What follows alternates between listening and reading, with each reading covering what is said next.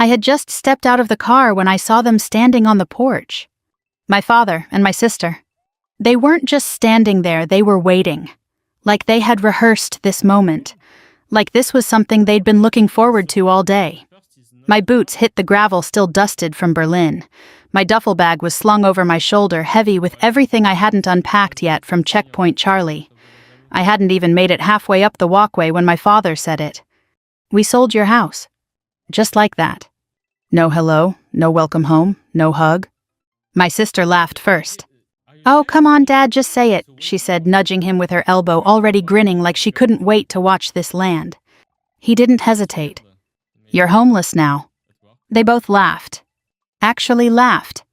Right there. On the porch I paid for. In front of the house I bought with my own money after my 3rd deployment. The house I rebuilt room by room. The house I called every week to check on while I was halfway across the world. For a second everything went quiet. Not outside there were still birds whined the faint hum of a lawnmower down the street, but inside my head, like something had been cut clean through. I stopped walking. "What are you talking about?" I asked. My voice didn't shake. That surprised me. My sister Emily snorted like I had just asked the dumbest question in the world. "God, you really don't know, do you?" she said, folding her arms. "We sold it. Like weeks ago. Try to keep up." My father leaned casually against the porch railing like this was nothing more than a conversation about the weather. "You weren't here," he added, "and your sister needed help." There it was. Of course. She always needed help. Family helps family. I had heard that line my entire life. It just never applied in both directions. I shifted the weight of my bag on my shoulder and looked at them. Really looked. My father, older than I remembered, but not softer. Still carrying that same stubborn set in his jaw. The same certainty in his eyes that whatever he decided was right. Emily perfect as always. Hair done, nails painted. Standing on a porch she didn't build laughing about a house she never paid for. And something inside me didn't break. It settled. Like dust after an explosion. They were still smiling when I did something neither of them expected. I smiled back. Slow. Steady. Enough to make both of them stop laughing. My father frowned first. "What's so funny?" he asked. I adjusted my grip on my duffel bag and took one more step forward, stopping at the bottom of the porch. "The house you sold," I said calmly. I let the words hang there for just a second. Long enough for the air to shift. "Wasn't what you thought it was." Emily's smile faltered. My father straightened. And for the first time since I walked up that driveway, they weren't laughing anymore. But before I tell you what that meant, before I explain why neither of them had any idea what they'd actually done, you need to understand how we got here. Because none of this was sudden. None of this was a mistake. And by the time I stepped onto that gravel driveway, they had already crossed a line they didn't even know existed. 3 months earlier, I was stationed in Berlin. Checkpoint. Charlie isn't what people think it is. Not anymore. It's not just history. It's still a place that hums with tension if you know how to listen. Tourists come and take pictures, but if you stand there long enough, you feel it. The weight of decisions. The echo of lines drawn between people who used to belong to each other. I liked it there. Not because it was easy, but because it made sense. Orders were clear, boundaries were clear, consequences were clear. Unlike home. My routine was simple: early mornings, long shifts, cold air that bit through your jacket no matter how layered you were. And in between just enough quiet to think, sometimes more than I wanted. I called home every week. At first it felt normal. My father would answer. Short conversations, updates about the house, about the neighborhood, about nothing important. Emily had moved back in, he said. She just needs a little time, he told me. Things didn't work out. Things never worked out for Emily. They just collapsed, and someone else cleaned it up. Usually my father. Sometimes me. I didn't question it at first. I was used to it. But after a while, things started to feel off. He sounded distracted, irritated. Like I was interrupting something. Once I heard voices in the background, not just Emily, other people. Laughter that didn't belong in my living room. "Did she send the money yet?" someone said. The line went dead 2 seconds later. I stared at my phone for a long time after that. When I called back, no answer. I told myself I was overthinking it. I told myself I didn't understand what was happening back home anymore. That's the thing about distance, it makes you doubt your instincts. 2 weeks before I was scheduled to come back, I got a message from my father. No greeting. No explanation. Just, call me before you come home. I read it 3 times. Something about it sat wrong in my chest. Like a warning I couldn't quite translate. I tried calling. Voicemail. Twice. I almost pushed harder. Almost. But duty hours got heavy that week. Long shifts, early reports. And by the time I had a moment to breathe, I convinced myself it wasn't urgent. I was coming home anyway. Whatever it was, could wait. And then it didn't. Because instead of walking into my house, dropping my bag, and finally letting myself rest, I walked into a punch I never saw coming. Sold. Gone. Laughed at. And standing there on that gravel driveway looking up at the 2 people who were supposed to be my family, I realized something I should have understood a long time ago. They didn't think they had done anything wrong. That was the part that mattered. Not the sale. Not the money. Not even the betrayal. It was the certainty. The belief that I would just take it. Like I always had. Like I always did. I shifted my weight again, letting the silence stretch just a little longer. Letting them sit in it. Because Marines don't react the way people expect. We observe. We assess. And when we move, we already know exactly what we're doing. And right then, standing at the bottom of that porch with my father staring at me and my sister waiting for me to break, I knew something they didn't. They thought they had taken everything from me. They had no idea. They had just handed me everything I needed. Checkpoint, Charlie teaches you how to read silence. Not the kind people think about, the peaceful kind, but the loaded kind. The kind that sits just under the surface of a place where history didn't just happen. It pressed itself into the ground and stayed there. Berlin in the winter has a way of sharpening everything. The air cuts cleaner. The sky feels lower. Even the sounds footsteps, engines, voices carry farther, like they don't have anywhere else to go. I worked long shifts there. Early mornings when the streets were still gray and half asleep. Late evenings when the tourists had cleared out and the city exhaled. There's something about standing watch in a place that used to divide the world that changes how you see things. Lines matter. Authority matters. Permission matters. And maybe that's why, without realizing it at first, I started noticing the lines at home. Didn't feel right anymore. At first it was small. Just the way my father answered the phone. Hey instead of hey kiddo. How's everything instead of asking me how I was. He used to ask every time. What was the weather like? Was I eating enough? Was I sleeping? He used to care about the details, the small things that didn't show up in headlines or medals. Now it felt like I was checking in with a landlord not calling home. Emily, of course, was suddenly always around. I'd hear her voice in the background, loud, confident, laughing like she owned the place. She's just getting back on her feet, my father would say. That line again. I'd ask what happened this time. It's complicated. It was always complicated when it came to Emily. Never simple, never her fault. One night I called later than usual. Time zones blur when you're deployed long enough. You forget what late means back home. The phone rang longer than usual. When my father finally picked up, his voice sounded off. Not just tired. Guarded. Hey, he said quickly, too quickly. Hey, I replied, did I wake you? No, he said, and I heard something shuffle like a door closing in the background. Just busy. Busy. At 10 at night. I leaned against the cold metal railing outside the barracks, watching my breath fog in the air. What's going on over there, I asked. Nothing, he said, same as always. Then muffled but clear enough. Did she send it yet? A man's voice. Not my father. Not anyone I recognized. The line went dead. Just like that. I pulled the phone away from my ear and stared at it.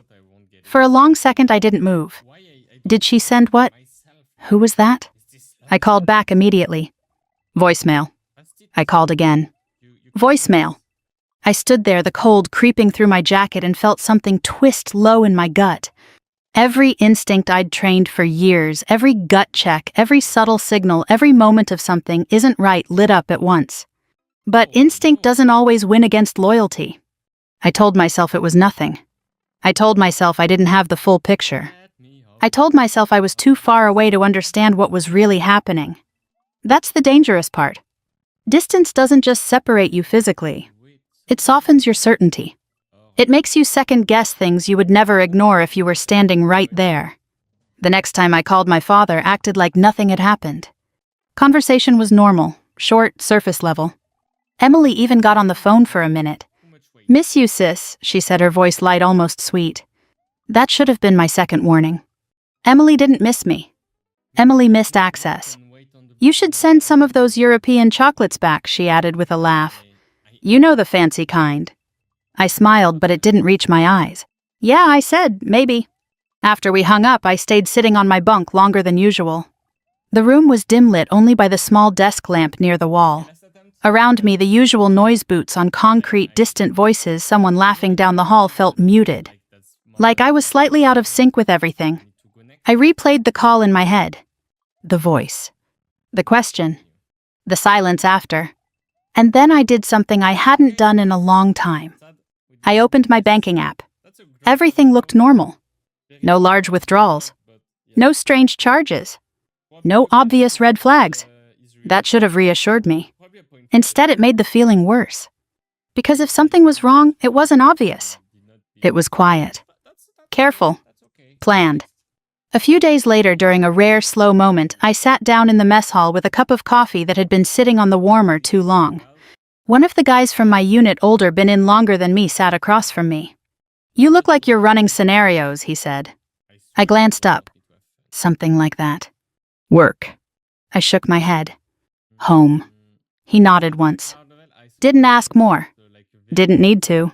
After a moment, he said, "Worst mistakes I've seen. They happen when people assume home is safe." I let that sit. Safe how, I asked. He shrugged slightly. "Safe from consequences, safe from scrutiny, safe from being checked." I looked down at my coffee. Dark, bitter, still. "You ever see family do something they shouldn't?" I asked.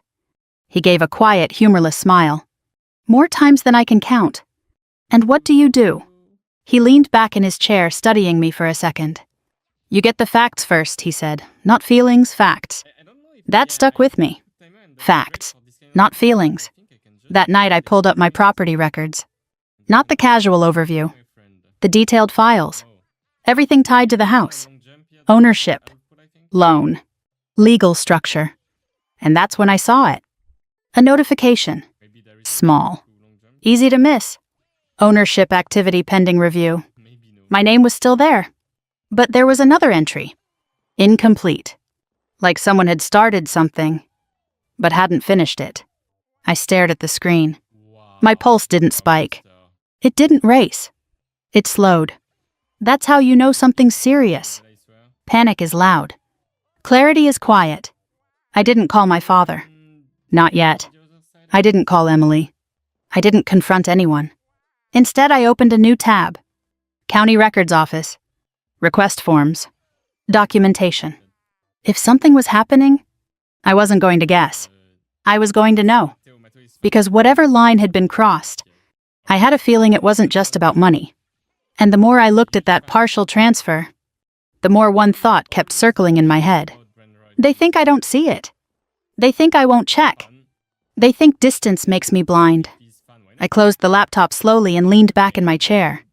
Outside, the Berlin night pressed against the window, quiet and watchful. Lines matter. And someone back home had just stepped over one. If you want to understand what someone will risk, you have to understand what they're afraid to lose. For my father, it was never the house. It wasn't money. It wasn't even me. It was Emily. My sister had always been the center of his gravity. Not because she earned it. Not because she deserved it. But because she needed it. At least that's what he told himself. Growing up, the difference between us wasn't subtle. It wasn't hidden. It was the kind of thing everyone saw, but no one said out loud. Emily cried. I didn't. Emily struggled. I adapted. Emily failed loudly and often. I learned to fix things before they broke. And somewhere along the way that turned into something permanent. She became the one who needed saving. I became the one who could handle anything. At first, it didn't bother me. When we were kids, I even understood it. She was softer, more emotional, quick to spiral, quick to panic, the kind of person who made people step in instinctively. I was the opposite. Quiet, observant, the one teachers didn't worry about, the one who turned in assignments early, who didn't cause problems, who didn't need attention to function. And my father leaned into that difference like it was a rule. If Emily needed something, she got it. If I needed something, I figured it out. It didn't feel unfair back then. It just felt normal. After my mother died, it got worse. Not overnight, but steadily. Like a slow shift in weight you don't notice until it's already leaning too far in one direction. Emily unraveled. That's the word my father used. She's having a hard time, he'd say. She's just going through something. She needs me right now. And every time he said that, what he meant was, you don't. I was 16 when I got my first job. Not because I had to, but because I knew better than to ask. Emily was 19 when she dropped out of college. Not because she couldn't handle it, but because she didn't want to. My father called it finding herself. He paid off her tuition loans. He let her move back in. He told her she had all the time in the world. I enlisted at 21. Not as an escape, but as a decision. Structure, purpose, something earned. My father hugged me at the recruitment office like he was losing something. Emily didn't even show up. She's not good with goodbyes, he told me. I didn't say anything. I never did. That was the pattern. Emily made choices. My father absorbed the consequences, and I stayed out of the way. Over the years, the stories stayed the same. Emily got into a relationship that fell apart. She trusted the wrong guy. Emily lost a job. They didn't appreciate her. Emily racked up debt. She's just bad with money. Every problem came with a soft explanation. Every explanation came with a solution. And the solution was always my father. Until it wasn't enough. That's when the calls to me started getting different. Not direct. Not honest. Just suggestive. You're doing well, right? He'd ask. Better than your sister, anyway. I knew what that meant. You don't have as many expenses as we do here. Another hint. You've always been good with money. There it was. I sent money a few times. Not because he asked. Because I understood. Or I thought I did. Family helps family. That line again. But it never flowed both ways. Not really. Because when I needed something, real help, not money, what I got was pride. You're strong, he'd say. You'll figure it out. And I did. Every time. Which only reinforced the idea that I didn't need anything. That I was fine. That's the thing about being the reliable one. People stop checking if you're okay. They assume. They expect. And eventually, they take. I remember one conversation in particular. It was a few years before Berlin. I had just gotten back from deployment. Exhausted, burned out, running on fumes I didn't even know I still had. I called home. For once, not to check on them, but because I needed something. Not money, not anything tangible, just a place to land. Hey, I said when my father picked up. You home? Of course, he replied. I was thinking of coming by for a few days, I said. Just decompress a bit. There was a pause. Not long, but long enough. Well, he said slowly, Emily's here right now. She's going through a lot. I closed my eyes. I wouldn't be in the way, I said. It's just not a great time, he replied. Not a great time? For me. In my own house. I didn't argue. I didn't push. Yeah, I said quietly, I get it. And I hung up. That was the moment something shifted. Not dramatically. Not enough to cause a fight. But enough to leave a mark. From that point on, I stopped expecting. I still gave. Still called. Still showed up when I could. But I stopped assuming I had a place. Because deep down, I already knew I didn't. So when Emily moved back in again while I was in Berlin, I didn't question it. Of course she did. Of course my father let her. Of course whatever she had done, whatever mess she had created, became something he had to fix. That was the pattern. And patterns don't break on their own. They escalate. Looking back, the signs weren't subtle. They were just familiar. too familiar to feel dangerous. Emily calling more often than usual. Asking small questions. Hey, is everything okay with the house? Did you ever think about selling? Is the market good right now? Casual. Too casual. At the time, I brushed it off. Why, I asked once. Oh, no reason, she said lightly. Just curious. Curious? That word sat wrong even then. But again, distance makes you doubt. And family makes you excuse. Now standing in that driveway watching her smirk at me like she'd just won something, I saw it clearly. This wasn't new. This wasn't sudden. This was years in the making. Years of, she needs, you don't. She struggles. You're fine. She takes. You give. And eventually, even your place is negotiable. My father didn't sell my house because he hated me. He sold it because in his mind, I could afford to lose it. Emily couldn't afford not to gain from it. That was the math. That was the logic. That was the justification. And the worst part, he truly believed it. That's what made it dangerous.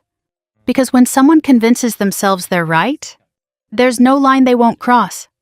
I shifted my stance at the bottom of the porch, my boots crunching lightly against the gravel. Emily crossed her arms again, impatience creeping back into her expression. Well, she said, you gonna say something or just stand there? I looked at her, then at my father, then back at the house. My house. Or at least, the one they thought wasn't anymore. And for the first time since I got back, I felt something settle completely into place.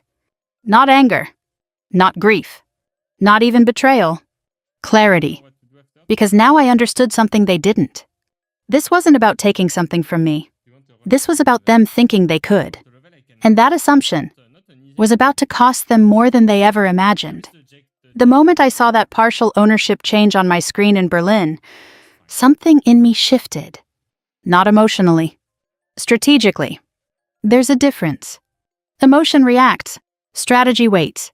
And I had learned the hard way that the first move is rarely the right one, especially when you don't have all the facts. So I didn't call my father. I didn't text Emily. I didn't confront anyone. Instead, I started digging. The next morning, I found a quiet corner near the administrative offices and asked one of the JAG officers if he had a few minutes. He gave me 10. That was all I needed. I didn't go into the whole story. I didn't talk about family dynamics or childhood patterns or anything emotional. I just showed him the notification. Ownership activity pending review, I said. My name is still on it, but there's another entry. He scanned the screen, his expression neutral at first. Then he asked one question. Who has your power of attorney? My father, I said. Something in his face changed. Not dramatically, but enough. Not surprise. Recognition. He leaned back slightly in his chair, folded his hands together, and gave a slow nod. All right, he said, let's walk through this. No panic. No alarm. Just procedure. That's how you know something is serious. When the person trained to deal with problems doesn't react emotionally because they've seen it before. This happens more than people think, he said. Service members deploy, family steps in, lines get blurred. Blurred. That was a polite way of putting it. What kind of lines, I asked. He held my gaze for a second. The kind that turn into legal issues, he said. Then he started explaining. Power of attorney doesn't equal ownership. It allows someone to act on your behalf but within limits. Bills. Maintenance. Emergency decisions. But selling property, that's not automatic. Not with federally backed loans. Not without specific authorizations. Not without documentation. Not without you. Do you remember how you purchased the house, he asked. Yes, I said, VA loan. He nodded once. That adds another layer, he said. I felt something cold settle into place. Layer. That meant structure. That meant rules. That meant protection. What should I do, I asked. He didn't hesitate. Get the facts, he said. All of them. Don't assume anything. Don't confront anyone yet. Request full records from the county. Title changes, transaction logs, signatures, everything. Facts. Not feelings. I thanked him, stood up, and walked out of that office with something I didn't have the day before. Direction. That same afternoon, I submitted the requests. Every form, every document, every authorization I could think of. I didn't rush it, didn't cut corners. Because if something was happening, I needed it documented. A week later, the file came through. I opened it on my bunk. The room was quiet except for the hum of the overhead fan and the faint sound of someone talking down the hall. I expected confusion, a misunderstanding, a mistake. What I got instead was clarity. Cold. Precise. Unmistakable. My father had signed the first authorization 2 days after our last normal phone call. The second, a week later. The third, the one that allowed the property to move forward toward sale. On the same day I had told him I missed home. I stared at the timestamps, the signatures, the names, and then I saw it. The buyer connection. Not a random buyer. Not a stranger. Someone linked. Someone familiar. Someone who specialized in quick deals. Quick! That word again. Quick means corners. Quick means pressure. Quick means someone doesn't want scrutiny. Then I saw the transfer notes. Funds dispersed. And one of the destination accounts was tied to Emily. Not directly, but close enough. Close enough that it didn't matter. I sat there for a long time, not moving, not reacting, just processing. Betrayal doesn't always feel like an explosion. Sometimes it feels like something slowly freezing over inside you, layer by layer, until everything is still. That night my father called. I didn't answer. He called again. And again. I let it ring. I wasn't ready to hear excuses, because that's all they would be. Excuses built on the same foundation they always were. She needed it. You didn't. Instead of answering, I did something else. I started building a timeline. Every call, every message, every transaction, every signature. I cross-referenced everything. Dates, amounts, names, patterns.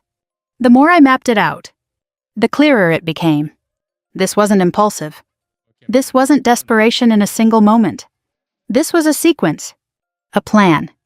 Maybe not a smart one, but a deliberate one. And the more I saw, the calmer I felt. Because calm doesn't come from control. It comes from understanding.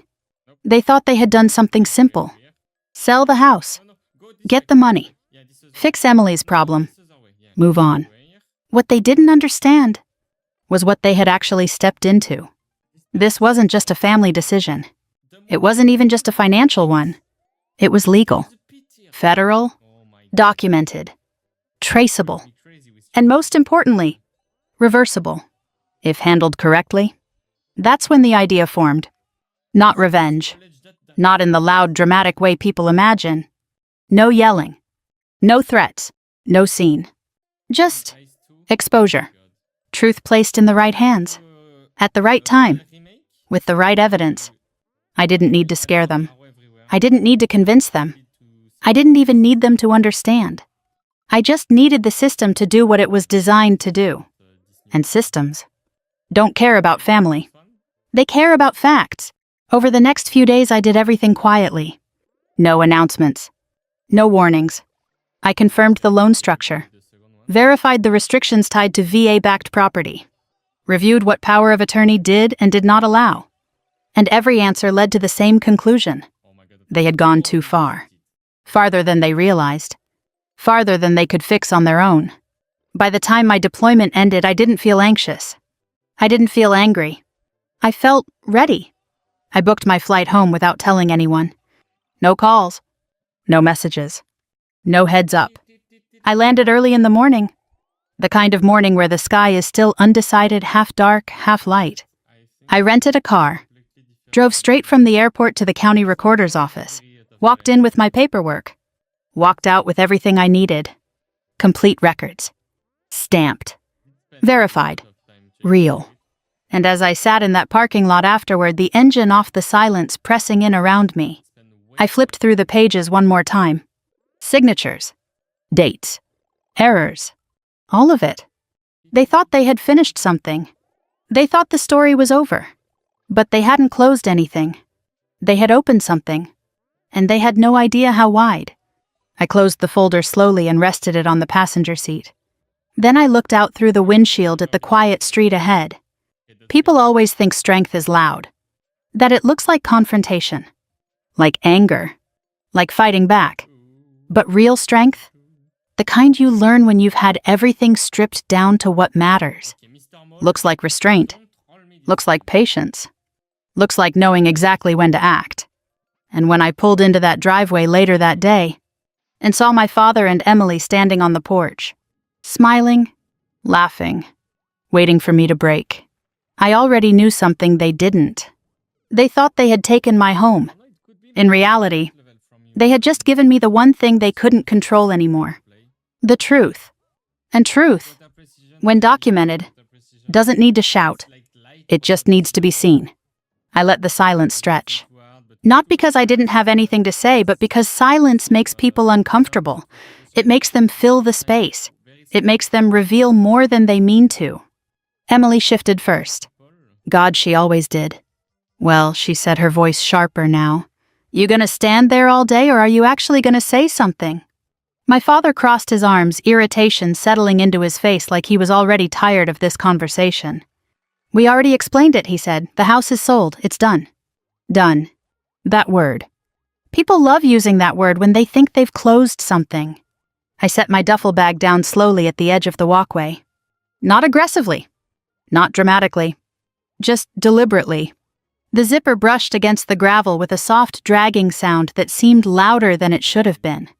You sold it 3 weeks ago, I asked. My voice stayed level. Controlled. My father nodded. Right decision, he said. Your sister needed help. Emily tilted her head, smirking again now that I hadn't exploded. You act like we burned it down or something, she added. Relax. You'll buy another one. You always land on your feet. There it was. The assumption. That I would absorb it. Like I always had. I looked at her. Really looked this time. She wasn't worried. Not even a little. She thought this was over. That the hard part, the part where they had to make the decision, was behind them. What she didn't understand was that they hadn't even reached the beginning yet. I shifted my weight slightly and glanced past them toward the front door. It was open. And for a second I caught a glimpse of something inside that didn't belong to me. A throw blanket. Different color. Different texture. Someone else's. So, they didn't just sell it. They closed it. Fast. Too fast. That lined up. I looked back at my father. You used the power of attorney, I said. Not a question. A statement. He frowned slightly. Of course I did, he said. That's what it's for. I nodded once. Handling bills, I said. Maintenance, emergencies. He scoffed. It gave me the authority to act, he replied. You weren't here. Emily rolled her eyes. God, here we go, she muttered. You always do this. You make everything into some big deal. I didn't look at her. Not yet. Instead, I kept my focus on my father. Did you talk to an attorney, I asked. That made him pause. Just a fraction of a second. But enough. We didn't need one, he said. It was a simple sale. Simple. Another word people use when they don't understand what they're doing. Who handled it, I asked. He hesitated again. This time longer. Emily jumped in. Some guy Dad knows, she said quickly. Benson. He does this stuff all the time. It was easy. Benson. Of course it was. That name slid into place like a missing piece. I had seen it in the documents. I let out a quiet breath. Not a sigh.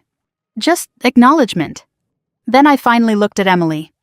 Did you sign anything, I asked? She blinked. What? Any documents, I clarified. Did you sign anything connected to the sale?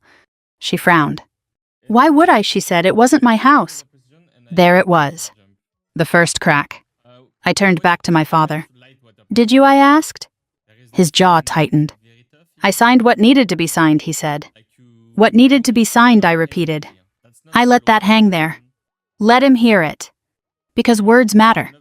Especially when they're vague. Behind them, the front door creaked slightly. And then I saw her. A woman stepped out onto the porch. Mid-30s, maybe. Soft expression, holding a mug like she wasn't sure if she should be part of this or not. She looked at me. Then at my father.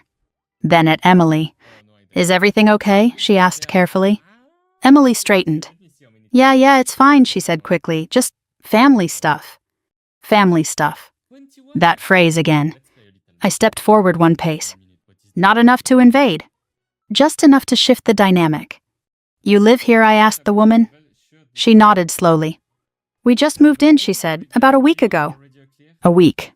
So the closing had already happened. Final. Complete. At least. That's what they thought. I gave her a small, polite nod. "Congratulations," I said. She smiled faintly uncertain. "Thank you," she replied. Then I looked at my father again. His shoulders were tighter now. His posture less relaxed. Good. That meant he was starting to feel it. "Did you tell her everything I asked?" Emily scoffed. "Oh my God," she said. "What is wrong with you?" My father's voice sharpened. "Maria, that's enough," he said. "You're not going to drag other people into this." I didn't raise my voice. Didn't step closer. Didn't change my tone at all. "I'm not dragging anyone into anything," I said calmly. "You already did that." The woman's grip tightened slightly around her mug. "I'm sorry," she said, looking between us. "I don't understand what's going on." I held her gaze. And for the first time since I stepped onto that driveway, I let a little of the truth surface. Not all of it. Just enough. "When you bought this house," I said, "did you have an attorney present?" She hesitated. "No," she said. "The agent said it wasn't necessary. It was a quick sale." "Quick." Again. I nodded slowly. "Did you verify ownership directly with the county?" I asked. She shook her head. My father stepped forward. "That's enough," he snapped. "You're confusing her." I turned to him. "No," I said quietly. "You already did that." Silence. Heavy. Thick. The kind that presses in from all sides. Emily's smirk was gone now. Completely. My father's face had lost color. Just a little. But enough. And the woman. She looked like someone who had just realized the ground beneath her feet might not be as solid as she thought. I reached into my jacket pocket and pulled out a folded document. Not all of it. Just the first page. Enough to matter. Enough to change everything. I held it loosely in my hand. Not waving it. Not presenting it. Just there. Visible. Real. "This house," I said slowly, "was purchased under a VA-backed loan." The woman blinked. My father didn't move. Emily didn't speak. I continued. "That comes with restrictions," I said, "legal ones." I looked directly at my father now. "Power of attorney doesn't give you the right to sell federally backed property without specific authorization," I added. His lips parted slightly. No words came out. Not yet. I took one more breath. Steady. Controlled. And then I said the thing that finally broke through whatever confidence they had left. "This isn't just a family issue," I said. "It's a federal one." That's when it happened. The shift. The exact moment everything changed. Emily took a small step back. The woman on the porch went completely still. And my father, for the first time since I had arrived, looked at me. Like he didn't understand what he was looking at anymore. Like the version of me he had always counted on. The one who would just take it. Wasn't standing in front of him. And in her place was someone else. Someone calm. Prepared. And already 10 steps ahead. People think consequences arrive like a storm. Loud, sudden, impossible to ignore. But most of the time, they don't. They arrive quietly. In paperwork. In phone calls. In people showing up at your door with calm voices and serious expressions. And once they're there, they don't leave. I didn't stay on that porch much longer. I didn't need to. Everything that needed to be said had already been set in motion. I picked up my duffel bag, slung it back over my shoulder, and stepped away without looking back. My father called after me. "Maria, wait." I didn't. Not because I didn't hear him, but because I had spent too many years stopping when he called. This time, I kept walking. The sheriff's office hadn't changed much. Same building. Same worn floors. Same quiet hum of activity that felt steady, grounded. The kind of place where things didn't spiral. They got processed. I walked in, folder in hand. The deputy at the front desk looked up. Older man, silver hair, the kind of face that had seen enough to know when something wasn't simple. "Can I help you?" he asked. "Yes," I said, "I need to file a report." He glanced at the folder, then back at me. "What kind of report?" I held his gaze. "Fraud," I said. That got his attention. He nodded once. "All right," he said, "let's get you with someone." Lieutenant Donnelly listened more than he spoke. That was the first thing I noticed about him. Mid-40s, calm, focused. The kind of man who didn't interrupt unless he needed to. I laid the documents out on his desk. Explained everything. The power of attorney. The timeline. The transfer. The sale. The VA loan. The lack of authorization. The involvement of Benson. I didn't embellish. Didn't dramatize. Just facts. One after another. When I finished, he leaned back slightly in his chair and let out a slow breath. "Well," he said quietly, "that's not good." "No," I agreed, "it's not." He picked up one of the documents, scanning it again. "Your father signed all of this?" he asked. "Yes." "And your sister received funds tied to the transaction?" "Yes." He nodded slowly. "And the property is federally backed?" "Yes." He set the paper down, folded his hands. And for a moment he didn't say anything. Just thought. Then he looked at me. "You understand what this means?" he said. It wasn't a question. "I do," I replied. "And you want to proceed?" That one was a question. Not legal. Personal. Because once this started, it wouldn't stay contained. It wouldn't stay private. It wouldn't stay family. I held his gaze. "They made that decision already," I said. He nodded once. "All right," he said. And just like that, it began. Statements. Documentation. Verification. Phone calls. Everything moved quickly, but not chaotically. Structured. Controlled. That's how systems work when they're doing what they're supposed to do. By the time I stepped out of that building, the sun had shifted higher in the sky. It felt warmer, but not lighter. Because this wasn't relief. Not yet. This was momentum. Emily called first. Of course she did. Her name lit up my phone as I sat in the car. I let it ring. Then again. Then again. On the fourth call, I answered. "What did you do?" she demanded. No greeting. No hesitation. Just panic sharpened into anger. "I told the truth," I said. "You called the cops," she snapped. I filed a report, I corrected. "You're insane," she said. "Do you have any idea what you've done?" "Yes," I said calmly. She laughed, but there was no humor in it. "This is going to blow up everything," she said. "It already did," I replied. "You didn't have to do this," she insisted. "We could have worked something out."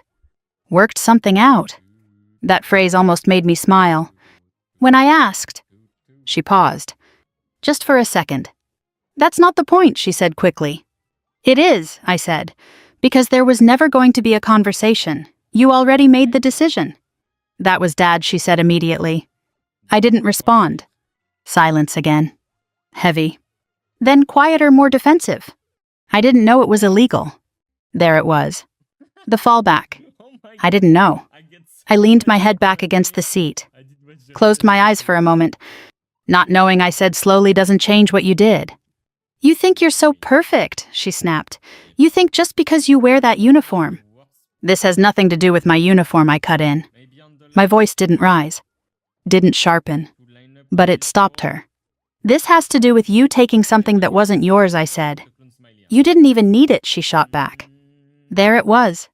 The core of it. The truth she had built everything on. I opened my eyes. Stared straight ahead. "That doesn't make it yours," I said. She didn't answer. Because there was no answer to that. After a few seconds, she hung up. My father called that evening.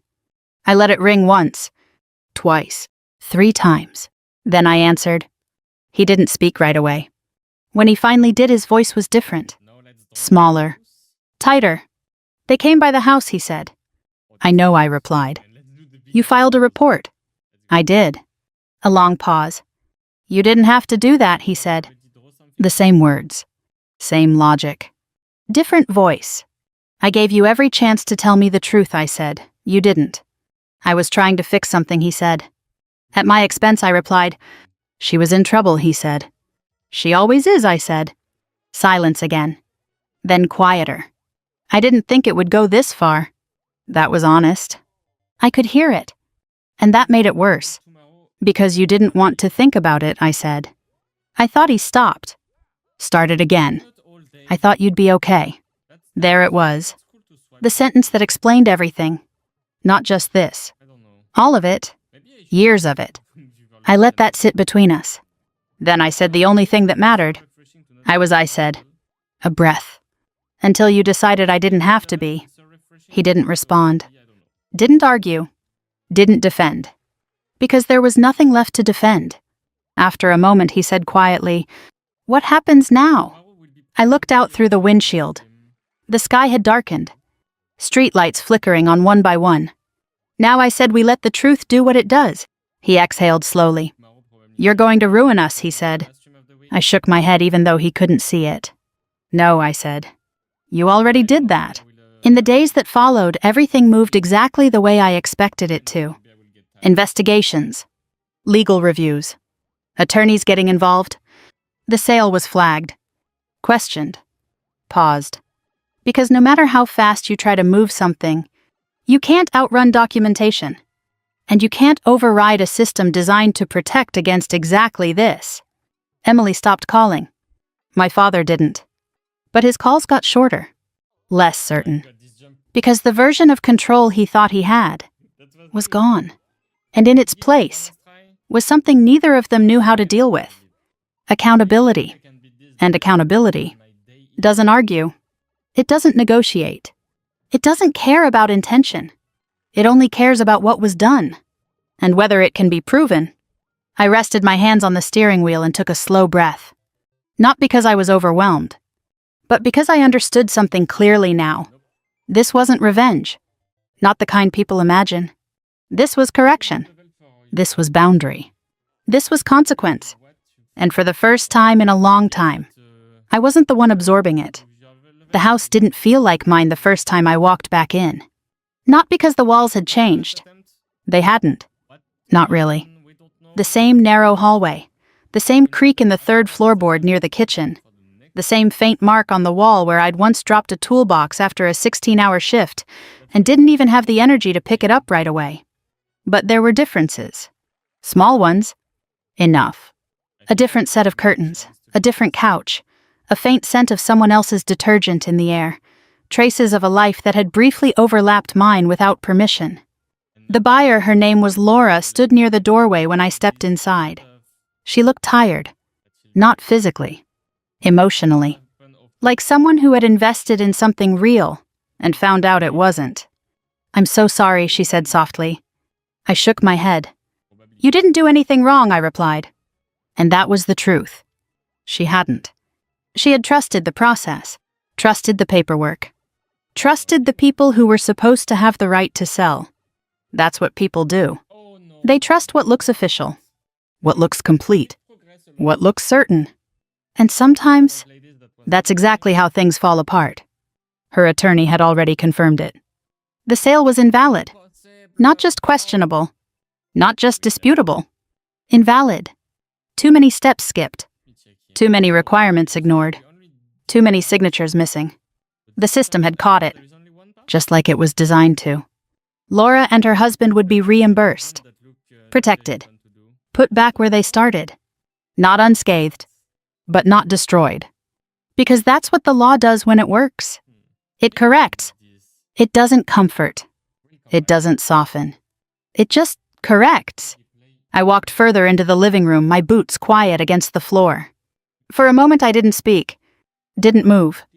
Just stood there, letting it settle. Not victory. Not relief. Something else. Something quieter. "I'll give you some time," Laura said, stepping back toward the door. I nodded once. "Thank you," I said. When she left, the house felt still. Not empty. Not yet. Just paused. Like it was waiting. I moved slowly through each room. Not claiming anything. Not touching much. Just seeing. The kitchen. The hallway. The bedroom.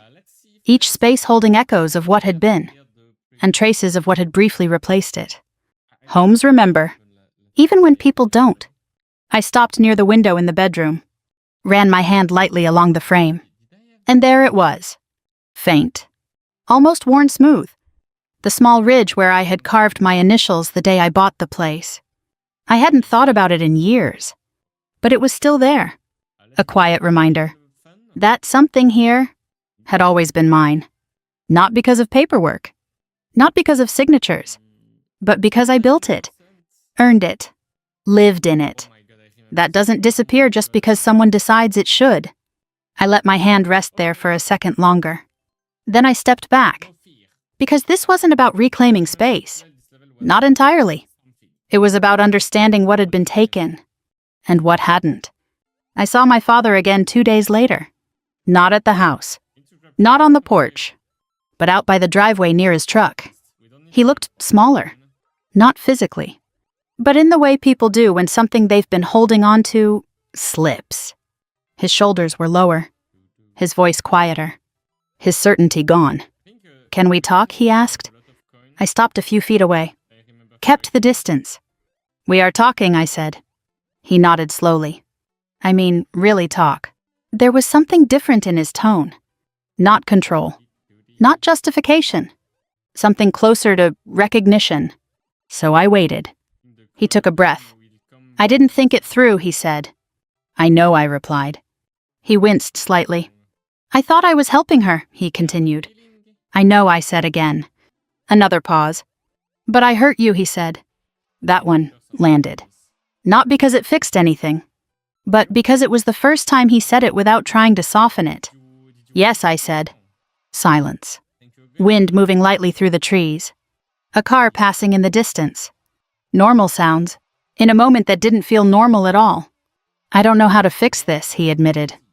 I studied him for a second. The man who had raised me, who had once stood in the front row of my graduation, who had hugged me so tight before my first deployment I thought my ribs would crack, and who had also looked at everything I built and decided it was expendable. "You don't fix it all at once," I said. He nodded slowly. "You let the consequences happen," I added. His jaw tightened slightly. "Even if that means," he trailed off. "Yes," I said. "Even if that means," he looked down, then back up. "I'm proud of you," he said. The words came out uneven. Late. But real. I didn't respond right away. Because pride doesn't erase betrayal. It doesn't rewrite decisions. But it matters. In a smaller way. A quieter way. "I know," I said finally. And that was enough. For now. He nodded once. Turned. And walked back to his truck. No dramatic exit. No final speech. Just movement. Forward. Like it should have been all along. Emily didn't come. Not that day. Not the next. I heard she had retained a lawyer. That she was figuring things out. For the first time in her life. No one was stepping in front of her. No one was absorbing it. No one was fixing it. And that might have been the most important consequence of all. Weeks passed. Slowly. Deliberately. Paperwork moved. Meetings happened. Statements were finalized. And eventually, everything settled. The house remained mine. Legally. Completely. No confusion. No overlap. No question. It would take time to fully restore everything. But that was fine. Some things are meant to be rebuilt carefully, not rushed. The day I finally stood in the living room alone, truly alone, I didn't feel triumphant. I didn't feel victorious. I felt steady, grounded, like something that had been pushed off balance, had finally found its center again. "I'm home," I said quietly. But the words meant something different now. Home wasn't just a place. It wasn't just walls, or a roof. It was boundary. It was clarity. It was knowing where you stand, and what you won't let anyone take from you again. Family can fail you. That's the truth no one likes to say out loud. They can misunderstand you, undervalue you, use you, and still call it love. But love without respect is just permission. And I wasn't giving that permission anymore. Not to anyone. If this story felt familiar to you, If you've ever been the one who was strong enough to carry everything, I want you to remember this. Strength doesn't mean you accept being taken from. It doesn't mean you stay silent. And it definitely doesn't mean you don't draw a line. Sometimes, the strongest thing you can do is stop being the one who absorbs the damage. If you've ever had to stand up like that alone without anyone backing you, I'd really like to hear your story. Leave a comment. Tell me where you're watching from. And if you want more stories like this real complicated human, subscribe and stay with me. We're just getting started.